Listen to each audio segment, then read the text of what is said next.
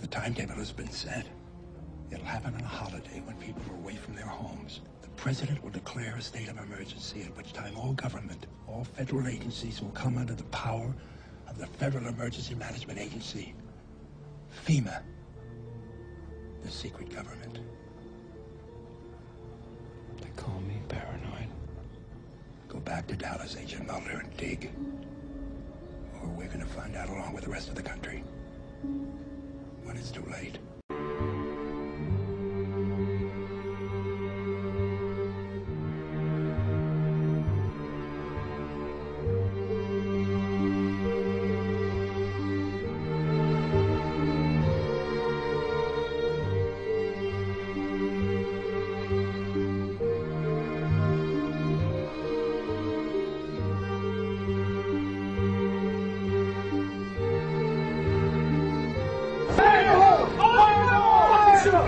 Get ready, go!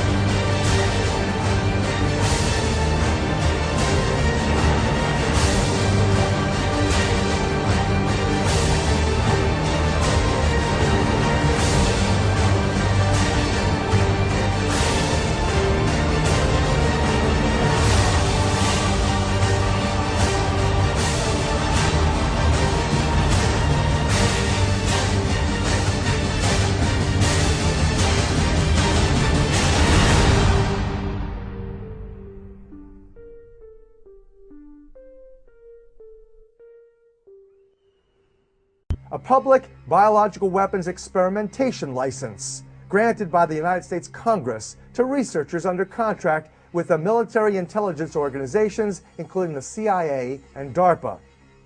All that's required to conduct offensive biological warfare experiments on you or other people without informed consent is the secret notification of Congress in a classified report along with a civilian official sworn to secrecy.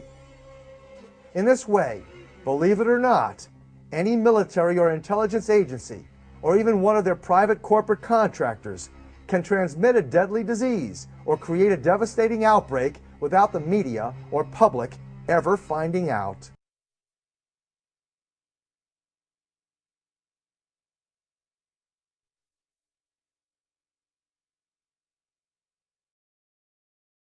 An American investigative journalist who claims that swine flu strains have been engineered in 2 universities in the US and Canada says they've been deliberately designed to resist vaccines.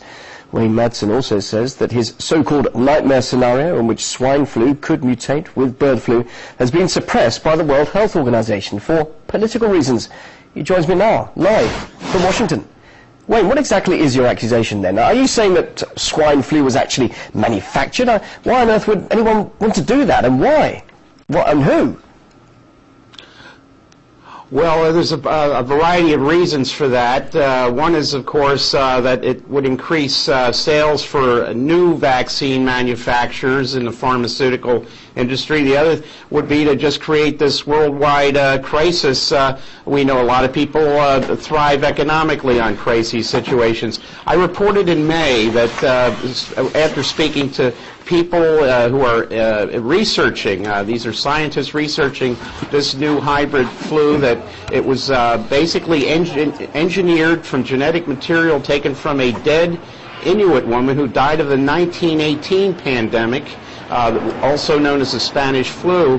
Now, what one researcher told me after investigating this particular flu is that this is a subtype A influenza. It contains an enzyme called a polymerase, which exists in all subtype A influenzas, including the seasonal human flu, the current hybrid flu, and avian flu. It was determined that this particular flu was gene spliced from 2 forms of human flu, 2 forms of swine flu, and 1 form of human flu. The problem is when they looked at the molecular clock of this enzyme, they determined that it was rapidly mutating in humans. The problem with that is, of course, any new mutated version of this particular virus would be immune to any vaccine already created to handle the previous type of virus. So, are you sure you can actually prove that, Wayne? Let me just interrupt you there. You're saying that this virus could actually be deliberately made to be vaccine-proof. I mean, how can I be sure of that? Well, the research community has determined this, and the nightmare scenario, of course, is that these mutations would occur, and now we have reports from both Brazil and Germany that, in fact, this swine leak into the press. That was a unique situation. The other thing is that we may be on something here that begs of a criminal investigation. The 4 labs that I was told are involved in this development, the genetic development, this particular influenza, are the Biosafety Level 4 laboratory at the University of Wisconsin in Madison, the Armed Forces Pathology Institute in Rockville, Maryland, and the U.S. Army Infectious Disease Laboratory in Fort Detrick, as well as the National Institutes of Health in Bethesda, in addition to the National Microbiology Laboratory in Winnipeg in Canada. It would seem that with the feeling that this could have been genetically engineered on purpose, that this begs of a FBI and Royal Canadian Mounted Police investigation. But then again, if the FBI were to ever engage in a legitimate investigation, that would come to a shock to many, as a shock to many people, including a number of FBI agents. Some startling views there. Wayne Madsen, thanks very much indeed for joining us live from Washington, D.C. Did you hear that, Jessica? The military to deal with a possible outbreak this fall. Did you hear that, Jessica?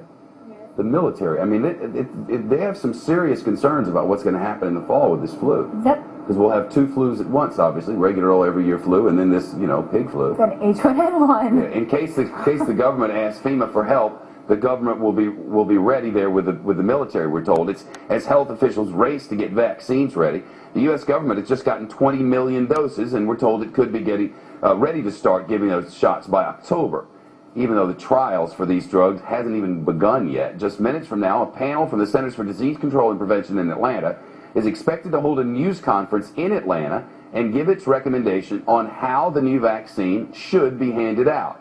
We'll keep an eye on that news conference, and we'll let you know exactly what happens and all the developments from it. Our Brian Wilson is covering this. Brian, the military getting involved, that seems kind of drastic.